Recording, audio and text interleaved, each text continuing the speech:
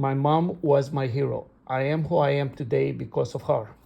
My mother never made excuses. She was a woman of actions. She taught me how to see the good in people without judging them. When she was 4 years old, the Germans occupied my village, so they had to sleep in a church overnight. After 6 p.m., it was a curfew and they were not allowed to go outside. When I was born, it was no doctors, no nurses in my village. My mother was out on the field. She was picking up olives, and she felt like it was time to have the baby. She went to my house. My grandmother came over, and that's the way I came to the world.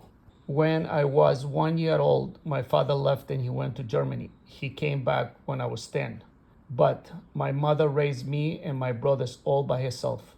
We came to New York when I was 12 years old. My mother kept us together. She kept us focused. And we are who we are today because of her. My mommy was great. She was a beautiful person. And she was blessed. She had 8 grandchildren and 10 great grandchildren.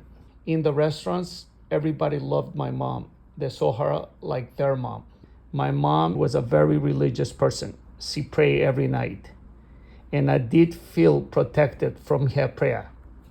The fact is, she died on a Good Friday. That tells you what kind of person my mom was. She was my hero. I was so lucky to have her as my mom.